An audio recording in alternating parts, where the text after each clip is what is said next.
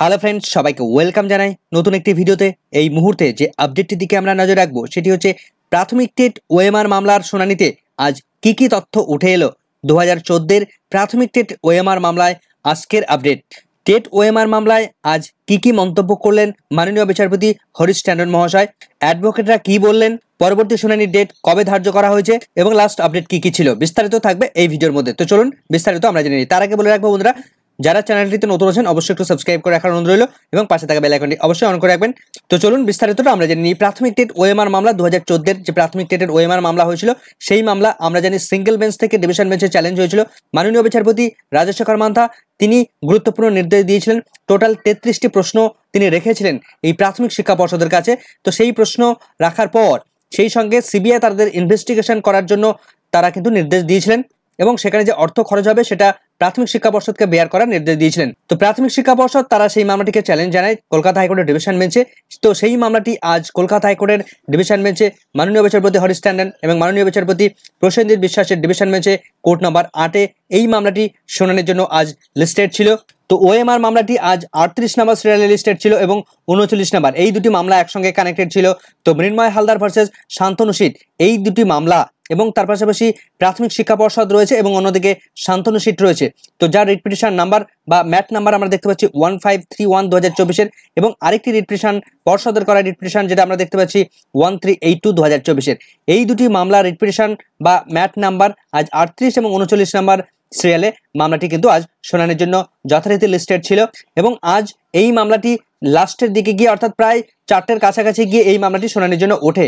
তো শিক্ষক শিক্ষিকাদের পক্ষ থেকে যারা এই মামলাটিকে চ্যালেঞ্জ জানিয়েছে অর্থাৎ ম্যাট 1531-এর পক্ষ থেকে অর্থাৎ মৃন্ময় হালদারের পক্ষ থেকে যারা কথা বলছিলেন তাদের পক্ষ থেকে কথা বলছিলেন অনিন্দ্য লাহিড়ী বাবু। তো 38 নম্বর এই সিরিয়ালের যখন এটাকে কল করা হয় তখন অনিন্দ্য লাহিড়ী বাবু তিনি এসে বলেন তিনি পিটিশনারদের জন্য অ্যাপিয়ার করছেন। তো কোনো একটি পক্ষ থেকে আজ কিন্তু সময় চেয়ে নেওয়া হয়েছিল, এই মামলাটি মেনশন করানোর সময় হয়তো সময় চেয়ে নেওয়া হয়েছিল। তো সেই মতো মাননীয় বিচারপতি হরিশ ট্যান্ডন তিনি প্রথমেই বলেন যে এই মামলাটির জন্য টাইম চাওয়া হয়েছে। তো অনিন্দ্য লাহিড়ী বলেন ইয়েস মাই লর্ড, তাহলে বিস্তারিত কবে শুনানি করানো যেতে পারে?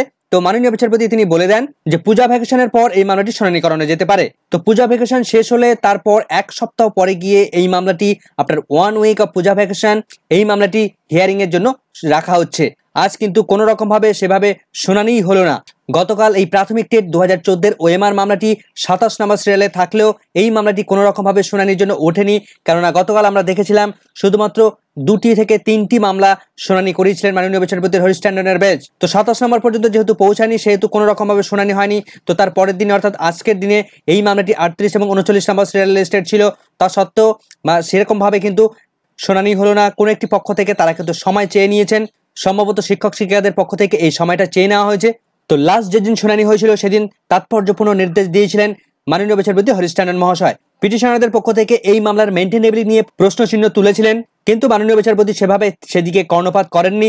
তিনি কন্টিনিউ সিবিআই তদন্তের নির্দেশ দিয়েছিলেন এবং সিবিআই তারা জানিয়েছিল যে সমস্ত তদন্ত প্রক্রিয়া চালাতে গেলে তারা যে সমস্ত তথ্য ইতিমধ্যে উদ্ধার করতে পেরেছে বা যে সমস্ত তথ্যগুলো তারা উদ্ধার করবে সেই সমস্ত তথ্যগুলো টোটাল 20টি হার্ড ডিস্ক তাদের প্রয়োজন রয়েছে এবং প্রত্যেকটা হার্ড ডিস্কে টোটাল 4 টিবি করে জায়গা প্রয়োজন রয়েছে, অর্থাৎ টোটাল প্রায় 80 টিবি মতো স্পেস তাদের প্রয়োজন রয়েছে যে এই সমস্ত এত ওএমআর সমস্ত তথ্যগুলো তারা কালেক্ট করার জন্য বা স্টোর করে রাখার জন্য বা রিট্রাইভ করার জন্য। তো সেই সমস্ত অর্থ প্রাথমিক শিক্ষা পর্ষদ তারা বেয়ার করতে পারবে না, এইভাবেই তারা কিন্তু চ্যালেঞ্জ জানিয়েছিল ডিভিশন বেঞ্চে। তো তার ফলে মাননীয় বিচারপতি তিনি কিন্তু নির্দেশ দিয়েছেন সেই সমস্ত অর্থ রাজ্যের ফিনান্স ডিপার্টমেন্ট থেকে বেয়ার করার জন্য।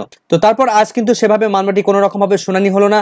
পুজো ভ্যাকেশনের পর এই মামলাটি প্রায় 1 সপ্তাহ পরে, পুজোর ভ্যাকেশনের পর 1 সপ্তাহ পরে এই মামলাটি পুনরায় শুনানির জন্য উঠবে। তো সেদিকে আমাদের নজর থাকবে কি আপডেট উঠে আসে।